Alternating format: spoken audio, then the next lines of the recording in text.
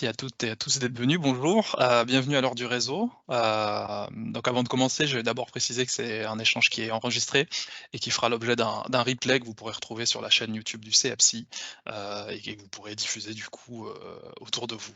Donc on est heureux de vous accueillir à l'heure du réseau. C'est un format un peu décalé de nos sensibilisations habituelles et ça nous permet aussi de varier nos formes d'interaction avec les acteurs de la santé mentale. On rappelle le concept, en fait, nous sommes ensemble pendant 1 heure et nous accueillons en général un acteur ou un dispositif qui porte une initiative qu'on aura jugée inspirante dans le champ de la santé mentale et qu'on souhaite partager justement à notre réseau. Donc avant de présenter notre invité du jour, je vais commencer en rappelant les missions du CEPSI. Donc le CEPSI, c'est le Centre ressources pour les troubles psychiques d'Île-de-France. Il est financé par l'ARS Île-de-France et piloté par un groupement d'associations du champ de la santé mentale. Donc on peut résumer globalement les missions du CEPSI en 5 points. Il y a une permanence quotidienne d'information et d'orientation vers les ressources en santé mentale accessibles en Île-de-France. Une permanence de pair aidance professionnelle qui est animée par un médiateur de santé pair qui aide les personnes qui le contactent à comprendre et à appréhender les enjeux du rétablissement.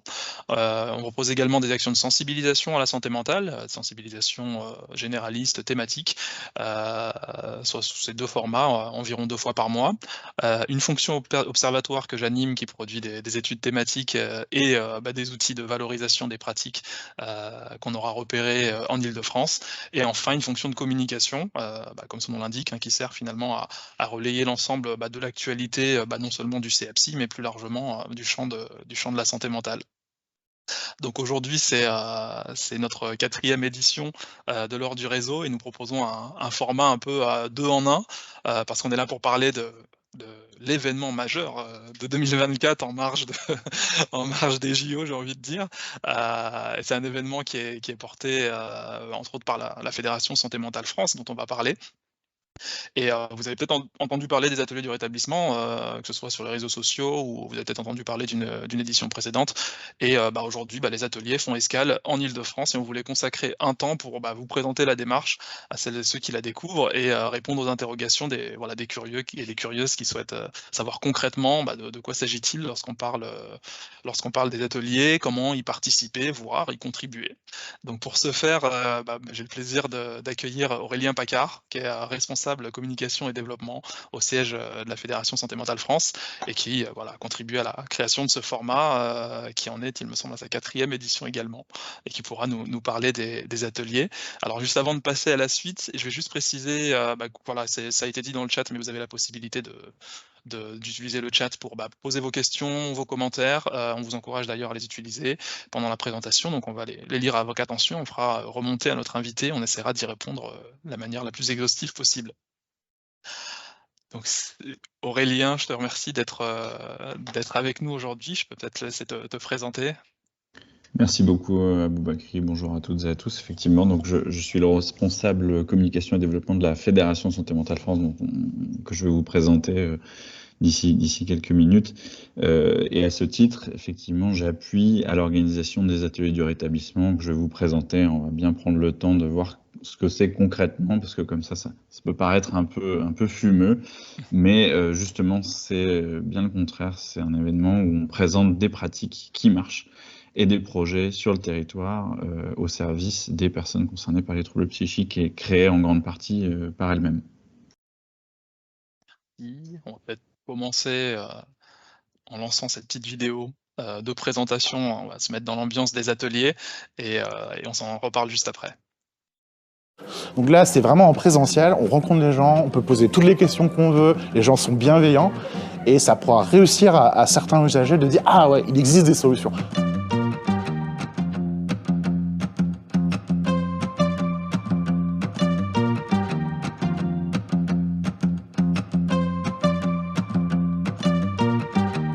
Ce sont des espaces et des temps de rencontre entre des porteurs de projets, entre des professionnels, entre des personnes concernées par les troubles psychiques, entre des responsables de dispositifs ou de structures ou d'établissements, sur un mode très transversal, très horizontal, pour pouvoir échanger sur les bonnes pratiques ou sur des pratiques innovantes.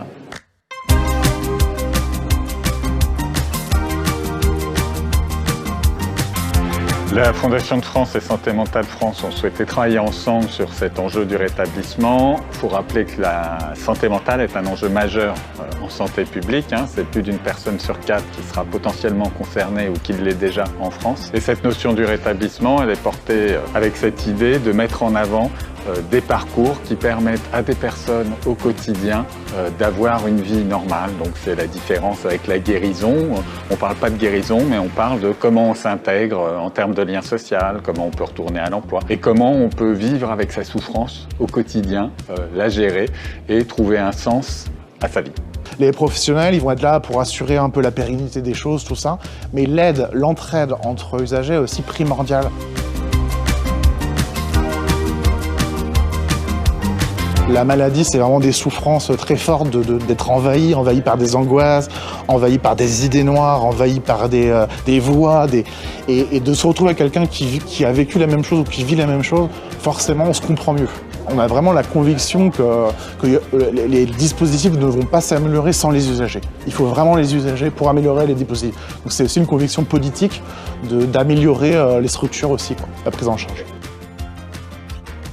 Les 4 départements bretons étaient mobilisés et vraiment la diversité des acteurs qui contribuent au rétablissement sont là aujourd'hui et sont là comme spectateurs mais aussi comme intervenants pour faire valoir leurs pratiques et s'enrichir des pratiques des autres.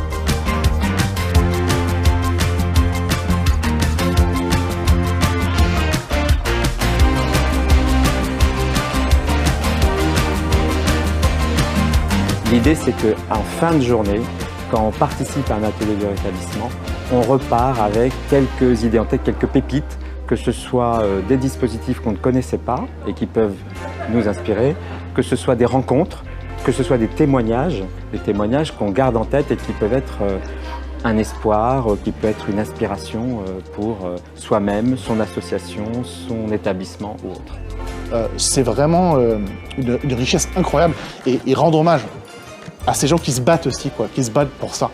C'est aussi important d'en parler aussi pour les personnes qui ne connaissent pas. On peut travailler notamment et trouver son chemin dans le rétablissement.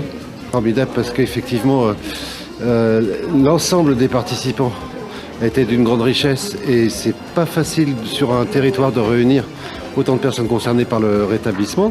Leur témoignage, c'est vraiment très touchant et c'était une super journée.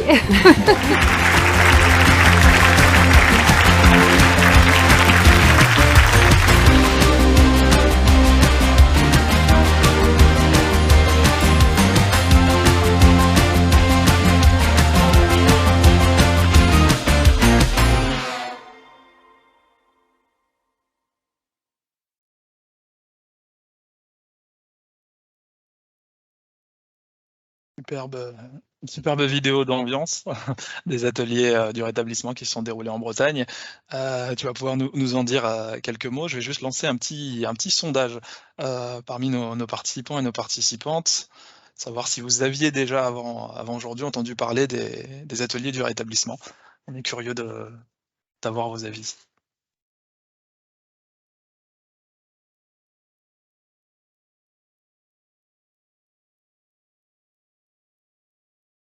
Puis c'est parfait parce que ça va permettre aux répondants oui d'approfondir le sujet et aux répondants non de découvrir. Donc c'est parfait. Dans tous les cas, vous êtes au bon endroit. Exactement. Alors, comme une majorité de non. Effectivement.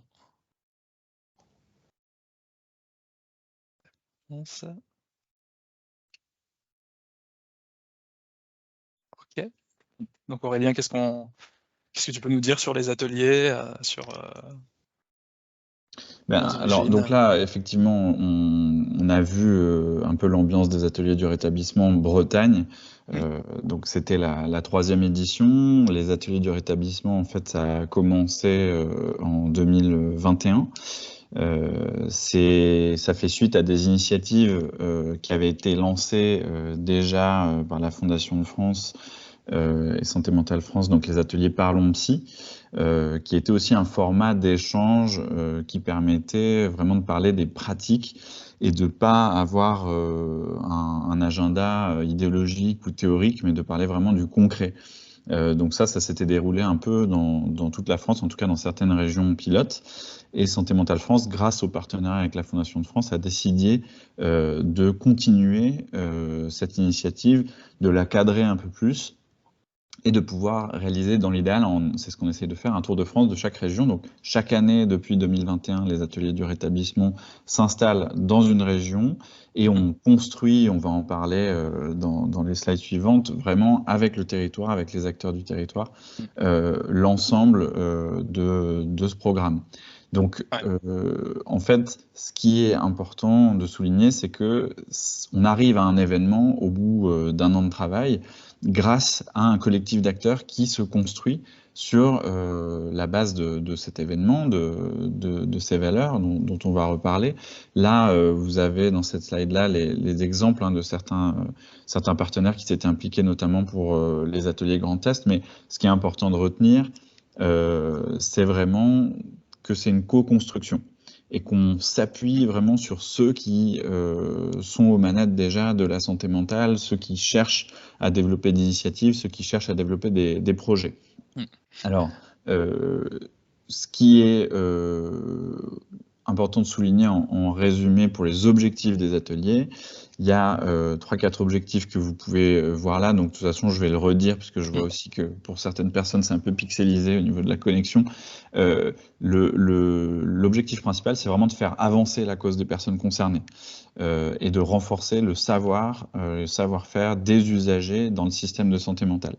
Il faut bien comprendre, c'est que c'est l'événement le plus terrain, le plus concret, piloté par la fédération avec ses partenaires et avec l'une de ses coordinations régionales qui connaît déjà bien le terrain. Comment on fait avancer cette cause?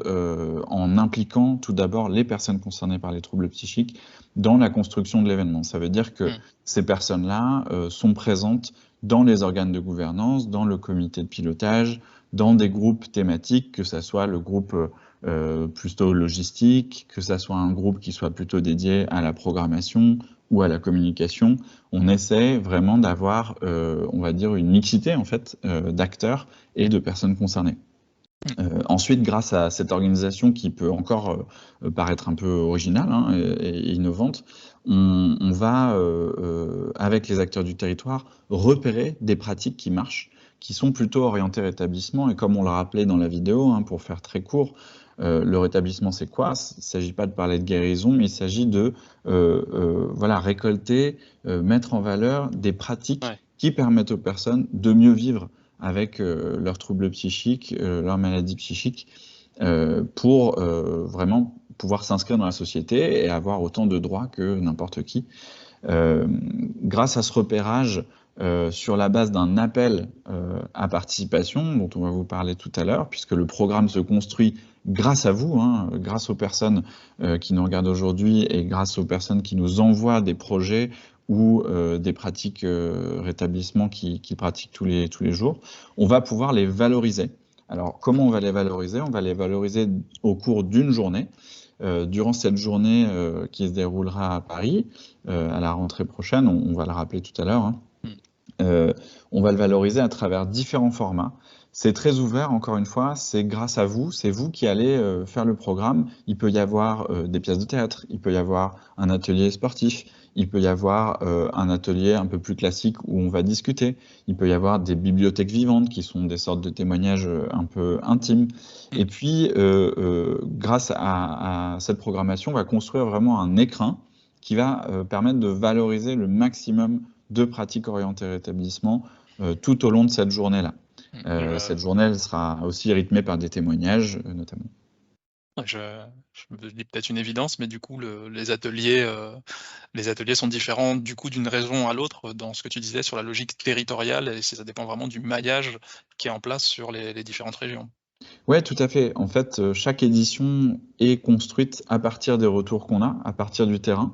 Et donc, en fonction des régions, on peut avoir des tendances d'ateliers plus que d'autres. Par exemple, en Grand Est, c'était très divers en termes de format, puis il y a eu une forte dimension sportive.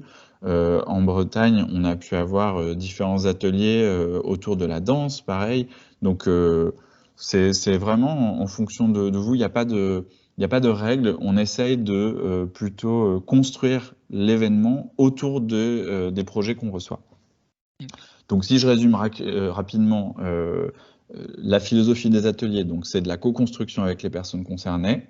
On représente l'ensemble aussi du territoire, ça veut dire l'ensemble des départements au maximum, et puis l'ensemble du secteur de la santé mentale, donc évidemment les personnes concernées, le domaine sanitaire, le médico-social et le social. Donc encore une fois, il ne s'agit pas de diviser les champs de la santé mentale. La santé mentale, c'est un continuum, on a tous notre place, et que ça soit à l'état de projet ou de pratique, on essaie de tous représenter ces choses-là. Et puis un élément important, encore une fois, on n'est pas dans l'idéologie, on n'est pas dans les débats théoriques. Je sais que pour certaines personnes, on connaît déjà un peu cette errance thérapeutique parfois où il y a des professionnels qui se battent entre eux. Là, c'est pas le sujet. Le sujet, c'est de présenter des choses qui marchent pour certaines personnes. Ça veut pas dire que ça marche pour tout le monde, mais au moins ça marche et on repart avec des choses concrètes. On le redit, donc c'est adapté au territoire, là, vis-à-vis de la question qui avait été posée. Et puis, évidemment, il n'y a pas d'enjeu d'argent, il n'y a pas d'enjeu lucratif. C'est accessible à tous. L'événement est gratuit. C'est important de le préciser. On fournit même les repas pour les participants dans une logique d'accessibilité vraiment maximale. Voilà. Ouais, ça nous parle d'autant plus au CEAPSI, vu qu'on travaille aussi, je le disais un peu en introduction, sur le partage de pratiques, le partage méthodologique et la dimension un peu inspirante et duplicable des ateliers fait que ça permet cette rencontre et finalement cette réunion au même endroit de porteurs de projets qui peuvent s'inspirer mutuellement en fonction des enjeux similaires auxquels ils sont confrontés. Alors, on enchaîne avec un exemple. Voilà, je vais peut-être juste parler rapidement pour introduire les coups de cœur. En fait, dans la valorisation de ces pratiques, on a certaines pratiques qui sont plutôt éclairées, un peu plus que les autres, par un comité scientifique. Et lorsqu'elles sont choisies, mises en avant, on les appelle coups de cœur. Coup de cœur du jury, coup de cœur du comité scientifique. Et ce coup de cœur donne droit en fait à la création d'un petit film de présentation de cette pratique-là. Pourquoi? Parce que le but, c'est aussi d'essaimer, c'est-à-dire d'aider à développer ces pratiques qui marchent dans l'ensemble du territoire et pourquoi pas dans l'ensemble de la France. Donc ces petits films, ça permet de parler des ateliers du rétablissement, mais surtout ça permet de parler du coup de cœur et de les aider à se présenter auprès d'institutions, auprès de collectifs, pour qu'elle se développe, qu'elle récolte éventuellement de l'argent si c'est ça qu'elle cherche pour se développer et se faire reconnaître par les personnes concernées. Là, on va voir l'exemple d'un des coups de cœur des derniers ateliers Bretagne, qui s'appelle la fratrie du quartier, et je vous laisse découvrir la vidéo.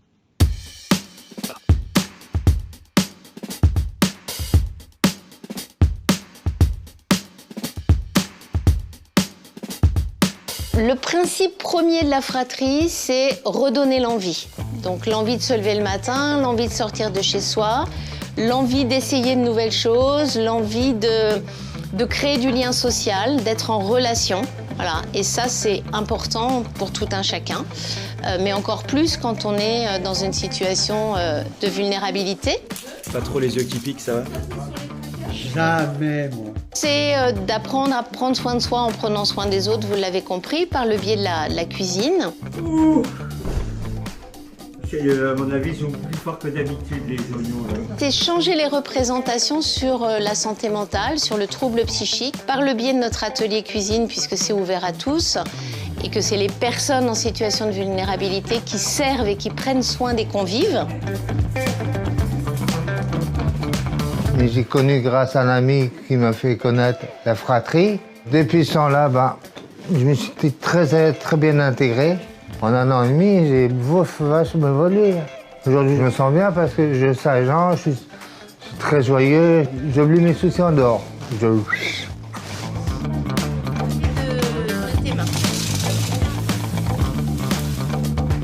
J'ai entendu parler pour la première fois de la fratrie au sein du Conseil rennais de santé mentale. Et on a un groupe participation citoyenne qui est un peu dans le même esprit de participation des usagers que la fratrie, quoi. Et donc, je suis d'abord venue manger. Et c'était bon, et c'était chouette, et c'était chaleureux. Du coup, là, je suis là en tant que bénévole, mais je suis aussi concernée par une problématique de santé mentale.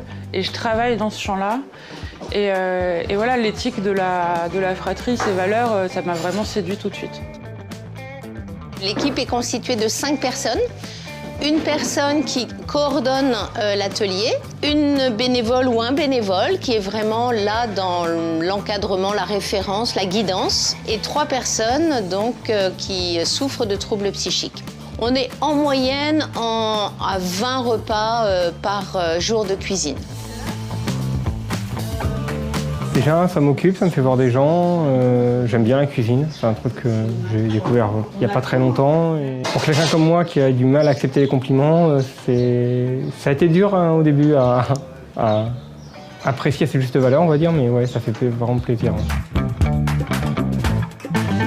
Depuis que la fratrie existe, donc on a eu 32 cuisiniers à venir à la fratrie en 2 ans, et nous en avons 5 qui effectivement sont allés vers de la formation ou de l'emploi.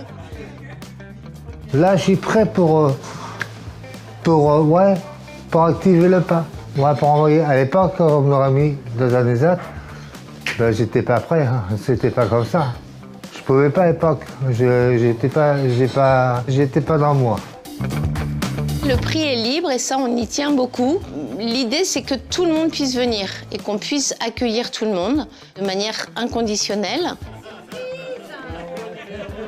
Donc sur chaque repas vendu, il y a 3 € qui reviennent aux cuisiniers, 1 € par cuisinier. C'est la particularité aussi de la fratrie, à gratifier nos cuisiniers. Le rétablissement, c'est un chemin qui n'est pas linéaire. C'est une acceptation probablement, une acceptation de ce qu'on est, de sa vulnérabilité, de ses symptômes. Être rétabli, c'est pas ne plus avoir de symptômes, mais effectivement, c'est d'être en capacité de faire ses choix aussi, de retrouver de l'envie, de retrouver du désir. C'est aussi retrouver de la normalité, quelque part. C'est retrouver de l'espace des possibles. Et en ce sens, oui, la fratrie peut être un espace de rétablissement. En tous les cas, c'est ce que nous souhaitons.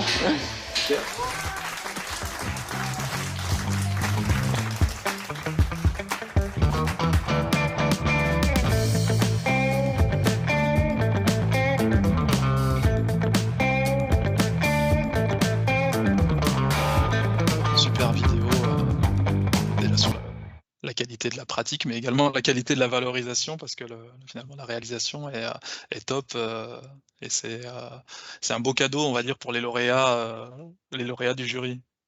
Oui, c'est ça.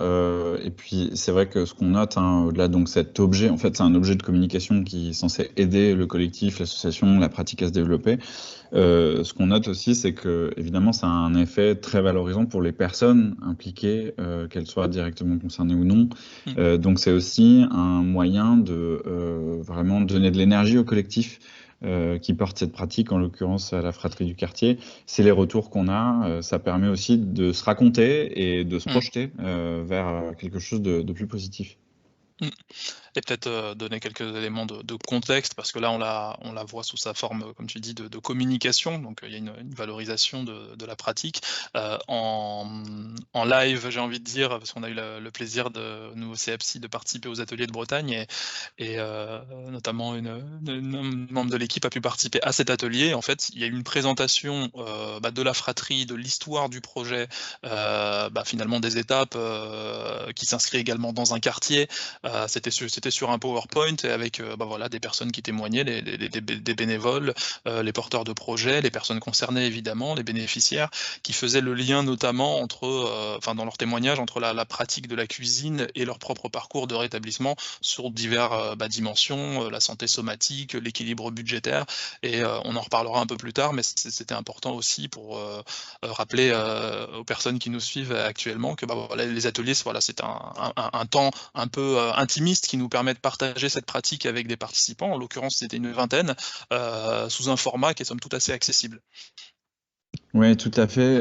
D'ailleurs, c'est important de rappeler que, encore une fois, les ateliers, et on espère que certains d'entre vous chercheront à présenter un projet ou une pratique dont même ils auraient pu entendre parler, on est preneur de tout. En tout cas, que les ateliers se construisent avec et pour les personnes qui nous les présentent. On a par exemple eu des demandes, et on les a bien sûr respectées, d'avoir par exemple des témoignages où il ne fallait pas avoir plus de 10 personnes. Et donc on s'est mis dans une petite salle, il y avait évidemment une personne qui filtrait le nombre de personnes, d'autres projets il fallait être en extérieur, d'autres projets il fallait une scène. Là on aurait pu imaginer qu'il fallait quelques plaques de cuisson pour voilà, incarner le projet au-delà de ce que tu disais Aboubakri. Donc vraiment tout est possible, et du plus gros au plus petit, et du plus intimiste au plus grand public, ça dépend vraiment de vous. Donc la vidéo peut paraître impressionnante Oui. dans sa réalisation, mais l'atelier en lui-même était assez accessible et sympathique.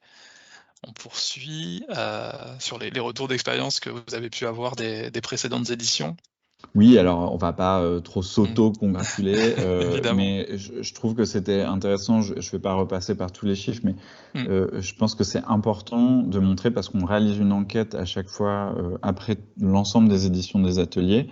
Et ce qui est super pour nous en termes de satisfaction, mais surtout pour les personnes qui ont participé, c'est qu'il y a une dynamique qui s'enclenche. Ça veut dire que les personnes ont envie de continuer cette dynamique parce qu'ils se sont rencontrés. On perçoit certaines personnes ou certains services qui travaillent même à côté et qui ne se connaissaient pas. Ça donne lieu à des discussions, à des envies de créer d'autres projets. Et vous le voyez, il y a une grosse place accordée aux personnes concernées. On est entre 30 et 40% dans l'ensemble des ateliers. Et puis, il y a cette envie de continuer à s'impliquer dans la dynamique régionale. Pour exemple, pour les ateliers Grand Est, là, il y a une édition en novembre prochain qui sera basée sur plutôt le sport, donc une édition thématique. Et c'est les acteurs eux-mêmes qui avaient participé à l'édition Grand Est l'année dernière qui ont décidé de continuer cette dynamique et de valoriser des projets en particulier. Donc voilà, il y a toujours cette envie, et nous, on accompagne évidemment la suite quand l'envie est forte et se concrétise. Oui, c'est vraiment un hommage à la dynamique de réseau qui peut se mettre en place, déjà dans la construction des ateliers en eux-mêmes, et puis après, a posteriori, sur les dynamiques de collaboration qui peuvent se mettre en place et de repérage mutuel des différents acteurs. Et en tout cas, c'était très, très manifeste aux ateliers de Bretagne, on a pu assister à ça. Alors, on enchaîne sur concrètement comment on fait pour participer aux ateliers. Alors, effectivement, nous, on essaye de travailler ce qu'on appelle le aller vers, donc aller vers vous, qui nous regardez, aller vers les acteurs du territoire, les personnes concernées. Concrètement, comment ça se passe? Alors, soit vous pouvez nous écrire indirectement sur l'adresse qui est affichée ici. Alors, pour celles et ceux qui ne le voient pas peut-être, c'est atelier au pluriel, idf@santémentalefrance.fr, on le remettra dans le chat si nécessaire. Et on a aussi un numéro de téléphone qui est le 01 82 83 00 37, où là vous pouvez, alors vous arrivez sur une boîte vocale directement, et nous on se chargera évidemment de vous rappeler. Au-delà de cette adresse mail, ce numéro de téléphone, vous avez aussi le moyen de remplir par internet un petit formulaire qui permet de présenter rapidement votre projet. Et puis nous, derrière, évidemment, que ce soit moi, que ce soit Aboubakri, que ce soit ceux qui sont en charge de la programmation de manière générale, on vous rappelle, on échange avec vous et on construit avec vous en fonction de vos besoins, de votre pratique. Et cet appel, donc on appelle à participation et à bénévoles aussi, puisqu'il faut aussi des personnes pour nous aider à organiser tout ça, il est ouvert jusqu'au 15 mars. Et à partir du 15 mars, ensuite, en fait, le comité scientifique, le jury dont on parlait tout à l'heure, va récolter un peu l'ensemble de ces propositions, va regarder un peu justement si toutes les propositions rentrent dans la philosophie des ateliers, et puis ensuite revenir vers chacun d'entre vous pour voir comment on peut organiser la prise de parole, l'atelier ensemble. Et du coup, si on a envie de proposer un atelier concrètement dans ce formulaire, c'est un formulaire, un Google Form pour ceux qui ne le savent pas, c'est comment est-ce qu'on décrit le projet qu'on a l'intention de présenter, Je pense que, alors justement, ça peut soit être à l'état de projet, donc être simplement une idée, C'est pas obligé d'être quelque chose de hyper innovant qu'on n'a jamais vu. Ça peut être quelque chose que vous faites depuis longtemps, sauf que vous ne l'appelez pas forcément rétablissement aussi.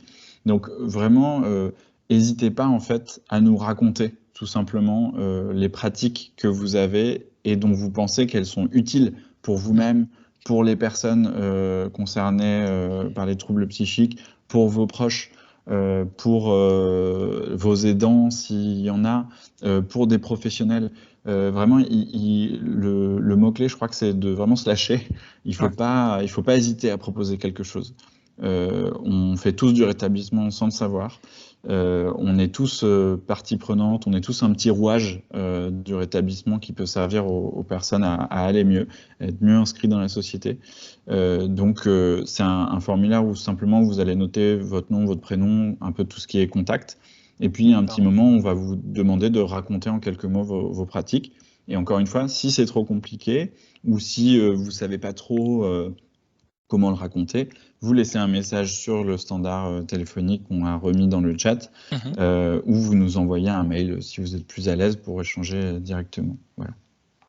Et tu le précisais plus tôt, y compris si on est proche aidant, personne concernée, pas forcément d'avoir une structure, on va dire, de représenter une structure, une institution pour soumettre un projet. Voilà, le but c'est vraiment de montrer les pratiques concrètes que vous faites, dont vous bénéficiez, et que vous soyez inscrit ou pas dans un collectif, une institution, c'est vraiment pas le sujet. Le sujet, c'est de montrer comment marche le rétablissement dans toutes ces sphères, que ça soit voilà, à l'hôpital, dans un SAMSA, que ça soit tout seul, que ça soit dans un GEM, que ça soit dans quelque chose qu'on ne connaît pas encore, puisque c'est aussi le but, hein, de valoriser vraiment des pratiques qu'on ne connaît pas forcément. Donc n'hésitez pas, et surtout, ne vous censurez pas. Parce qu'on peut avoir cette peur-là de se dire oulala, il y a beaucoup de monde, ou alors oulala, moi je sais pas si ce que je fais c'est peut-être pas vraiment important ou intéressant. Franchement, ça, laissez-le nous.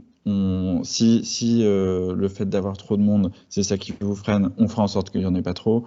Si vous pensez que ça n'a pas d'intérêt, moi j'aurais tendance à dire que ça en a, justement. Et on sera ravis de pouvoir lire vos contributions. Et comme tu l'as dit, c'est important de répondre avant la date limite du 15 mars, de soumettre un projet et de le travailler ensuite, par la suite, travailler à la présentation, la structuration de l'atelier en tant que tel. Et dans un second temps, du coup, il y aura les inscriptions à l'événement qui seront lancées et évidemment la recherche de bénévoles pour participer à l'événement aussi. Alors, on enchaîne sur les façons de présenter un projet, faire le lien aussi avec la notion de rétablissement. Alors j'avais simplement noté trois modalités de présentation auxquelles j'ai pu assister moi personnellement, mais voilà, on peut en imaginer plein d'autres. Et donc si vous avez il y a le récit, donc on en a parlé, le témoignage de personnes concernées qui sont bénéficiaires, usagères d'une pratique, et les personnes qui ont accompagné le projet. Alors ça peut être à l'écrit, en vidéo, en podcast, en œuvre artistique, vraiment là le champ des possibles est assez large. Comme tu disais, faut se lâcher, donc c'est important. Le projet structuré, c'est plutôt voilà, par étapes, frein, levier, perspective, bilan, si déjà la pratique a pu faire l'objet on va dire d'un début d'évaluation et que c'est quelque chose d'assez structuré, il y a des projets de ce type qui ont été présentés, et des expérimentations, des gens qui ont pu se mettre en situation, c'est mon cas, par exemple la danse, le sport, la cuisine, on en parle, le yoga du rire, de manière à illustrer et incarner un peu la pratique, tout en veillant en fait voilà, il ne s'agit pas de faire une mesure d'impact du rétablissement, mais de montrer aux participants la pertinence de la pratique au service de l'épanouissement, de l'inclusion des personnes qui sont bénéficiaires. Donc là, c'est vraiment pour inciter les participants, les participantes à s'autoriser vraiment à présenter leur projet, et encore une fois, même si vous avez vu dans les vidéos des plénières, des moments où on est vraiment dans des formats assez nombreux, les ateliers se font plutôt en format plus intimiste, et ça permet l'échange, et ça permet aux personnes de rebondir, de donner des idées, de donner leur avis, et c'est très utile pour les porteurs de projets. Ouais, tout à fait. Il y a vraiment une diversité de pratiques, hein, du témoignage, il y a eu des jeux de société, il y a eu de la danse, il y a eu du sport, du théâtre, une présentation plus classique comme un exposé. Et je suis sûr qu'à cette édition, on aura des formats auxquels nous, on n'avait pas pensé aussi, et qui permettent d'exprimer pleinement, en fait, ce qui vous fait du bien, ce qui fait du bien aux personnes concernées, ce qui leur permet de mieux vivre avec les troubles psychiques. Voilà, il ne faut pas en dire plus. En fait, c'est fondamentalement, c'est ça. Si vous avez quelque chose en tête, que ce soit une idée ou un projet, même de quelqu'un d'autre, parlez-nous-en et on sera ravis d'entrer en contact avec vous. Je vous propose maintenant de découvrir un autre coup de cœur des ateliers du rétablissement. Cette fois-ci, c'était en Grand Est. Je lance la vidéo et on en parle après.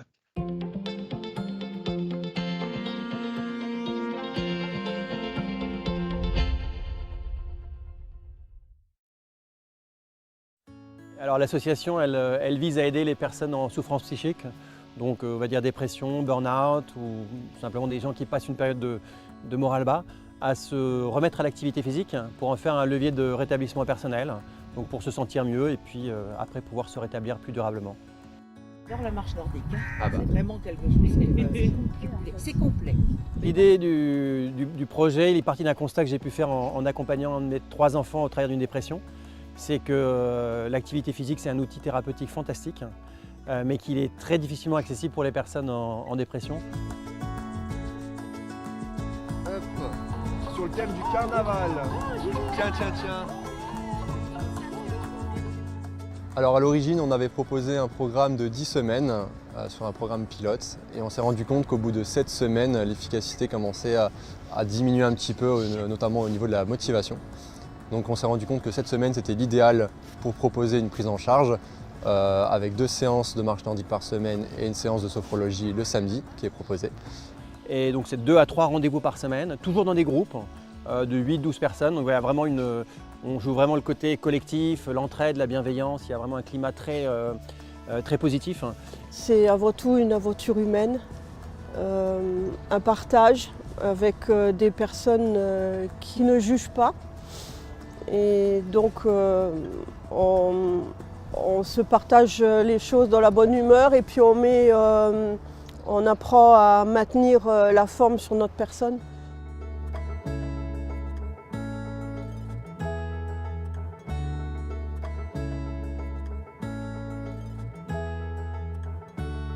J'en garde un très très bon souvenir et avec plein d'éléments que je continue à pratiquer, notamment les échauffements que je ne faisais pas avant quand je me mettais à faire un sport.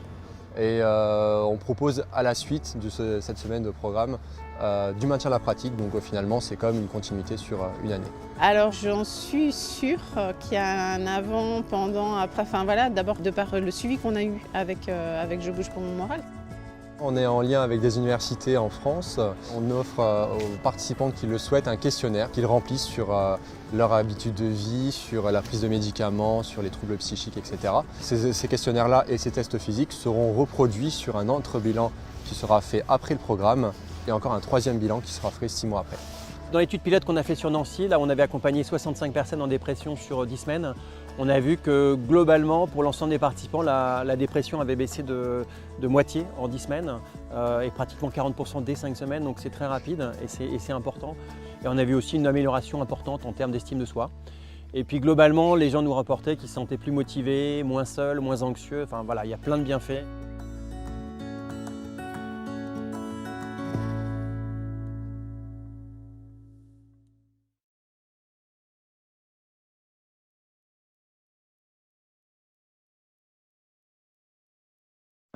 Encore une pratique très inspirante.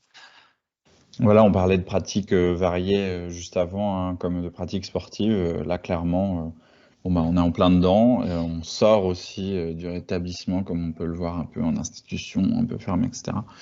Et ce qui est intéressant, c'est que là, c'est vraiment une démarche citoyenne qui, en même temps, est évaluée par ses propres participants et qui permet de pas être simplement, entre guillemets, dans le bien-être, mais vraiment de montrer que ça a des effets positifs et qu'il faut que ça se développe. Tout à fait. Alors, on avance. je voulais parler d'un peu de l'organisation finalement, comment s'organise une journée des rétablissements en tant que participant, hein. C'était un peu notre place à Rennes. Tout simplement, voilà, on voulait illustrer. Cette journée, elle était séquencée par donc des ateliers et des plénières. Et là, je vous propose un petit tracé qui est en fait mon parcours au cours de la journée, qui montre bien la plénière d'ouverture qui permet de lancer la journée en début de matinée, et puis une répartition ensuite à travers les différents ateliers. Donc le premier atelier que j'ai fait, c'était un atelier autour de la danse, avec la compagnie de Dana. J'ai enchaîné sur dispositifs numériques en santé mentale. Ensuite, il y a eu la pause déjeuner. Ensuite, la plénière de reprise qui a permis d'avoir de nouveaux témoignages et de relancer la dynamique pour l'après-midi.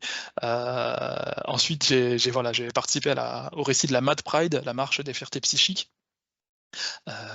Très original, je ne connaissais pas, donc c'était intéressant.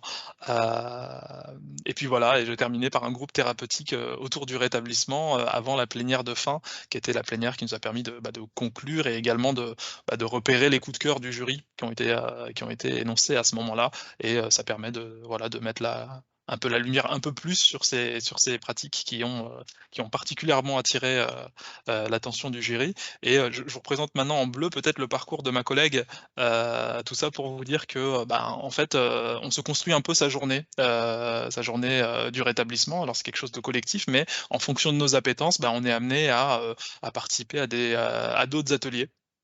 En fonction de ce que nos centres d'intérêt du moment.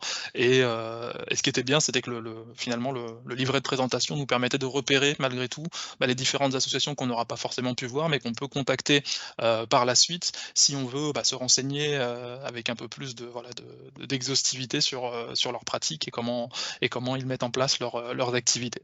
Donc faut vraiment ne pas hésiter à venir à plusieurs, j'ai envie de dire aussi, pour participer à l'événement, parce qu'il y a vraiment énormément de pratiques. Et évidemment, on peut pas forcément participer à tout en même temps, mais c'est aussi l'idée du format, quoi. Oui, tout à fait, de vraiment faire la part belle aux ateliers. Je réagis juste sur ces histoires de plénière dont on parlait. On a vu dans les films, donc des ateliers du rétablissement, qu'il y avait des moments où on se rassemblait, en fait. C'est tout simplement ça, parce que ça fait du bien. Ça fait du bien d'être tous ensemble au même endroit à un moment. On écoute aussi des témoignages qui sont souvent poignants. Mais alors là, c'est un peu petit, mais oui. je vais vous le dire, ces plénières-là, là, vous voyez, il y en a 3, mais elles sont réduites au maximum. C'est-à-dire que c'est pas un événement où on s'écoute parler, on va dire ça comme ça. C'est pas un événement où on va avoir des grands discours sur la théorie. C'est plutôt des moments où on se rassemble, où on se redonne un peu de l'énergie, on se redit qu'est-ce que c'est le rétablissement pour nous, et ensuite, hop, on va aller voir concrètement durant toute la journée l'ensemble de ces ateliers-là. C'était marqué sur une slide tout à l'heure. Par exemple, pour la Bretagne, pour vous faire un ordre d'idée, on a reçu 90 projets. On en a présenté, il y en avait autour de 70. Alors là, il n'y a pas les 70, parce que là-dedans, dans les 70, il y a aussi des stands qui sont là toute la journée, avec des personnes avec lesquelles vous pouvez discuter. Mais donc, c'est vraiment foisonnant. Voilà, je te rejoins complètement, Aboubakry. Oui, on n'en a pas parlé effectivement, mais il y a toute une animation au-delà des ateliers. C'est aussi une opportunité pour présenter des associations, des dispositifs. Et donc il y a des stands, des espaces où on peut interagir aussi directement avec les associations et les porteurs de projets. Et d'ailleurs, si ça vous intéresse, vous pouvez retrouver le programme des derniers ateliers sur le site internet de Santé Mentale France, où il y a une description un peu plus précise de chacun des projets qui ont été retenus. Tout à fait, on pourra le mettre dans le chat également. Alors, où et quand se dérouleront les ateliers? Il y a encore c'est des informations à venir, mais en tout cas, il y a on va dire une cible en termes de date qui serait autour du jeudi 10 octobre. Oui, alors évidemment, nous, on aimerait beaucoup que ça soit le 10 octobre déjà parce qu'on avait fait un premier événement, peut-être certains d'entre vous étaient déjà là, le 10 octobre il y a 2 ans maintenant. On avait fait le salon francilien de la santé mentale au Conservatoire national des arts et métiers où il y avait pas mal de monde, on était près de 700 personnes. Et donc, c'est la journée mondiale de la santé mentale. Donc, c'est quand même un beau marqueur. Après, on est encore en discussion avec certains lieux et grâce au CAPSI notamment qui sont partenaires privilégiés de cet événement, ça va pouvoir aboutir.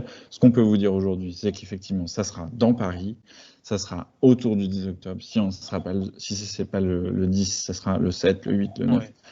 Ouais. Mais voilà, on fait tout pour garder ça en tête. Donc, vous pouvez quand même noter dans vos agendas que voilà, les 2-3 jours autour du 10, a priori, on va faire ça. Et de toute façon, ça sera dans les prochains jours, on va avoir la confirmation définitive du lieu. Tout à fait. On va rester branché, comme on dit. On devrait faire des annonces a priori très bientôt. Prendre le temps, peut-être d'une petite vidéo des ateliers du rétablissement Grand Est, pour vous donner aussi une idée de comment ça s'était passé à l'Est.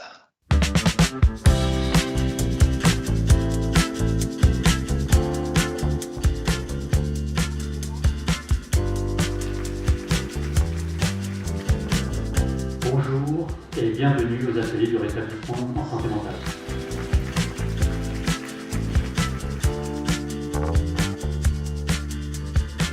La Fondation de France, vous le savez, sans doute, j'espère en tout cas, a fait de la santé mentale une priorité depuis plus de 15 ans. Alors les ateliers du rétablissement, c'est justement d'être dans des choses très concrètes. Et l'idée, c'est de pouvoir justement partager les expériences, faire des retours d'expérience, partager les pratiques et s'inspirer mutuellement. Et c'est ce que je vous invite à faire aujourd'hui. Observer, découvrir, répliquer, dupliquer, copier, coller. Aujourd'hui, c'est une expérience d'intelligence collective et dans l'intelligence collective, il n'y a pas de copyright. Vous avez le droit, c'est libre de droit.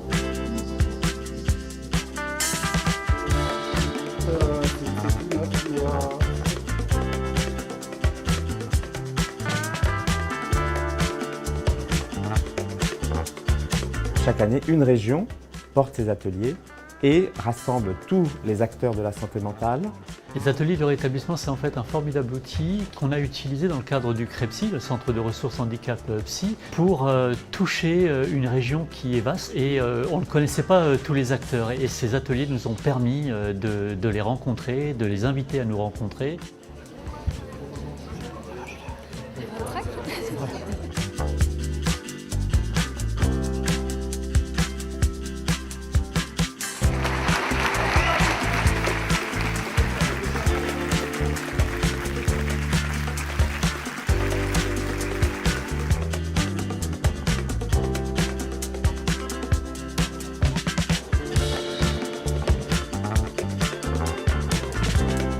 Et l'idée, c'est d'essayer de faire en sorte que les acteurs se connaissent, se rencontrent sur le territoire et apprennent à travailler ensemble. Et qu'on puisse retrouver dans ces ateliers tout ce qui peut aider les personnes à avancer dans leur rétablissement.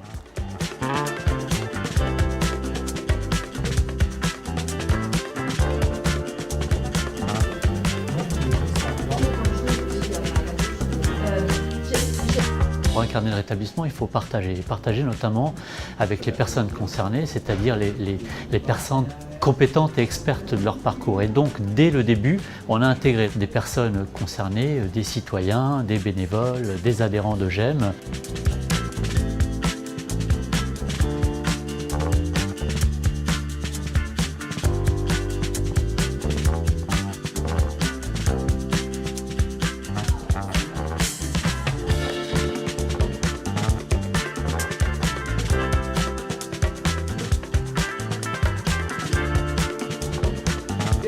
Merci, c'est la première fois que je viens ici. Et ce qu'on cherche à faire, c'est que à la fin de ces journées, les gens puissent repartir, soit dans leur cheminement de rétablissement, soit dans leur structure, dans leurs associations, en disant « Tiens, qu'est-ce que je retiens? C'est quoi les 2-3 pépites que je voudrais garder de cette journée et mettre en œuvre, moi, avec mes collègues, avec mes amis, avec mes proches ?»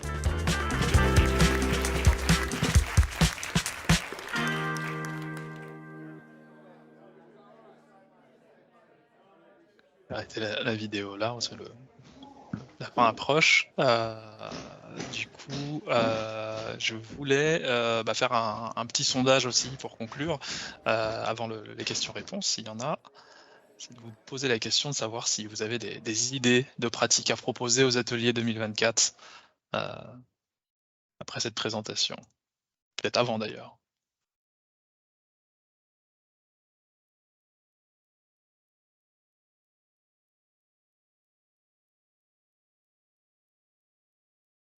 Ah. Super, c'est riche. Ouais. J'insiste sur les peut-être. N'hésitez pas. N'hésitez surtout pas. Alors ceux qui 22 réponses, sur ceux qui ont répondu effectivement oui et peut-être, je vous invite fortement à vous rapprocher de l'organisation des ateliers du rétablissement. On peut en parler aussi. Donc je sais qu'au niveau du CEPSU, on se tient aussi à la disposition s'il faut continuer à faire de la pédagogie sur les ateliers du rétablissement pour lever éventuellement les appréhensions qu'il peut avoir. C'est un événement qui n'est pas forcément facile comme ça intuitivement à appréhender, mais voilà, donc une grande majorité de gens qui auraient des projets, ou peut-être des projets, et puis ceux qui n'en ont pas, j'ai envie de vous dire, je pense que vous en avez peut-être que vous ne connaissez pas ou que vous n'avez pas identifié comme des potentiels projets à soumettre, et n'hésitez pas à rescanner vos pratiques et ce que vous faites, parce qu'il y a toujours des choses qui seraient intéressantes à valoriser à l'occasion des ateliers. Bon, en tout cas, c'est très positif comme...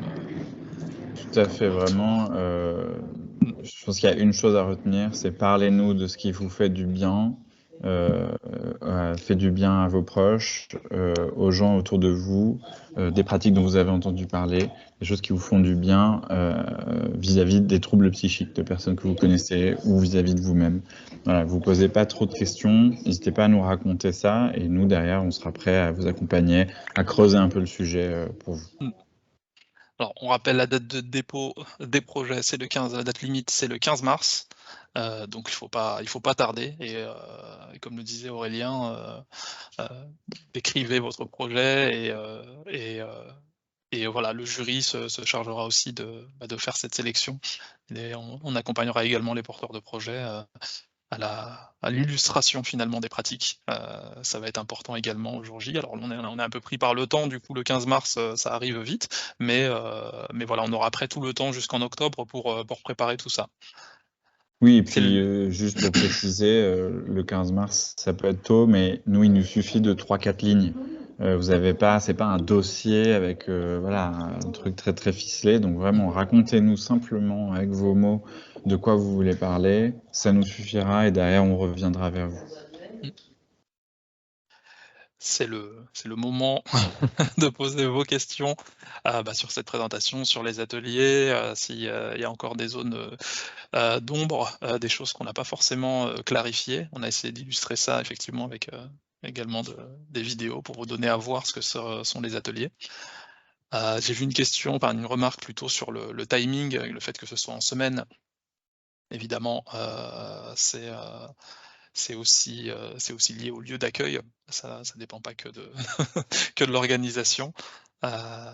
Comment vous rejoindre en tant que bénévole? Alors ça, ce sera dans je le disais tout à l'heure, dans un second temps. Là, on est dans l'étape de proposition des projets, de recueil des propositions, et viendra un second temps où on mobilisera le réseau pour identifier les personnes qui voudraient participer un peu plus que les autres à l'organisation de l'événement.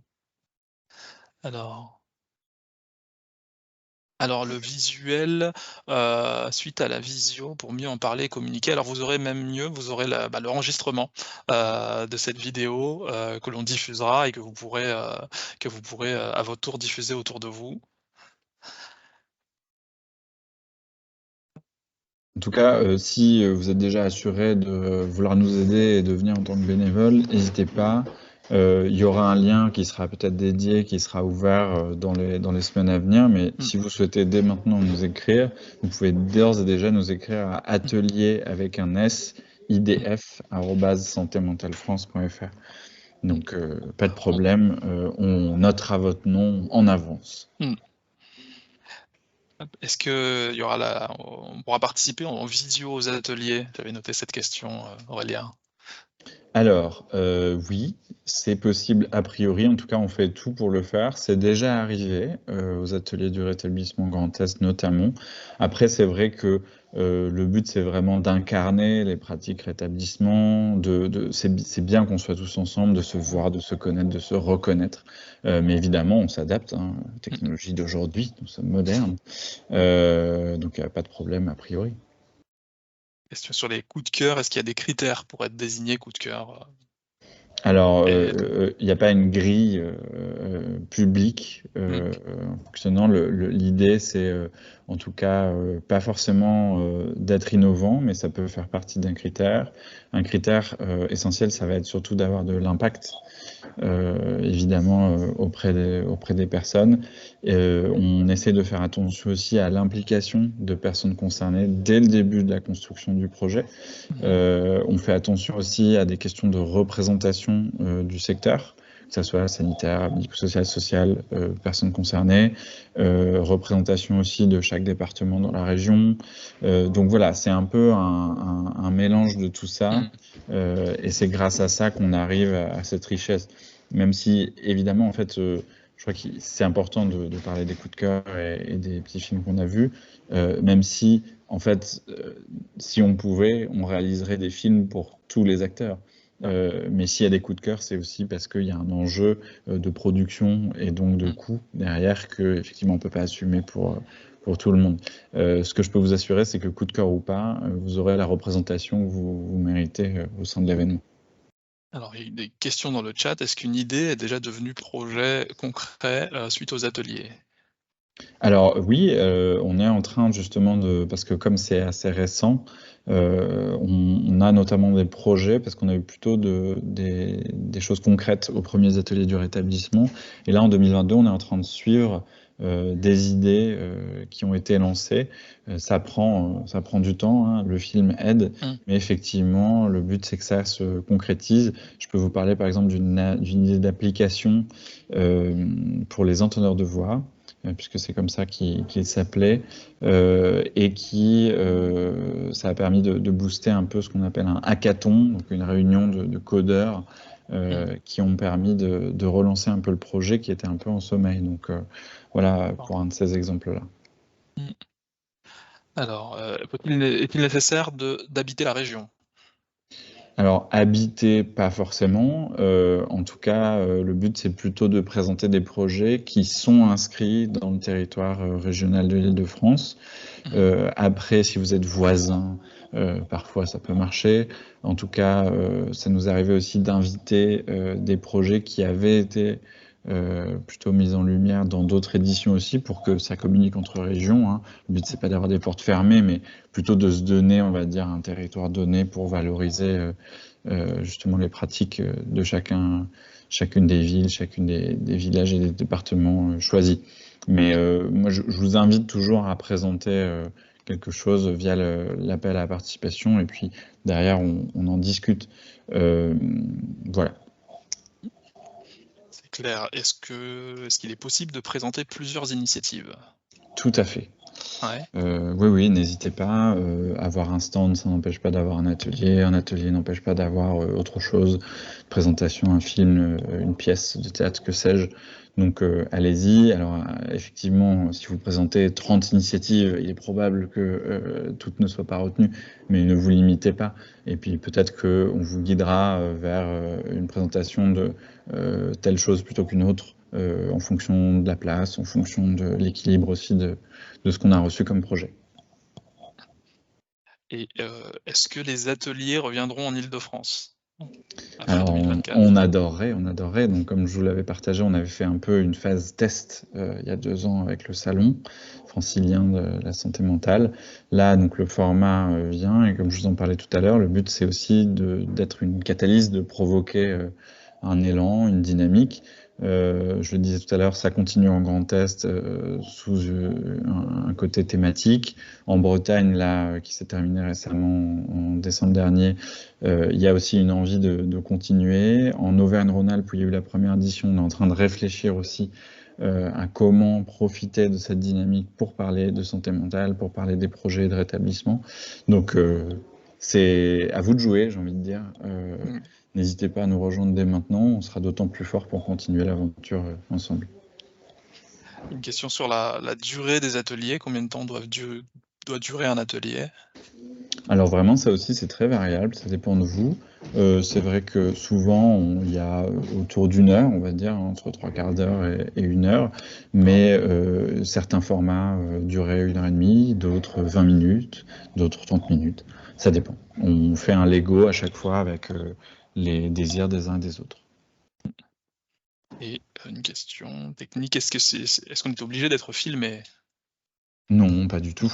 En fait, à l'accueil, ce qui se passe, c'est que vous avez des petites étiquettes rouges, en l'occurrence, pour que les équipes de tournage vous identifient bien et ne vous mettent pas au montage ensuite. D'accord. On va rassurer les participants.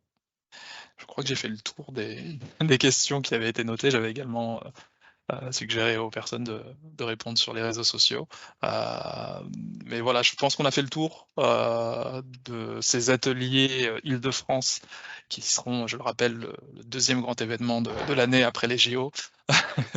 et voilà, on réitère notre envie, nous au CAPSI, d'y participer, d'y contribuer vraiment, de relayer la communication parce qu'on a envie tout simplement de mettre en lumière les pratiques inspirantes dont on témoigne tous les jours ici dans l'équipe et on a trouvé que les ateliers étaient une opportunité comme il s'en présente assez rarement.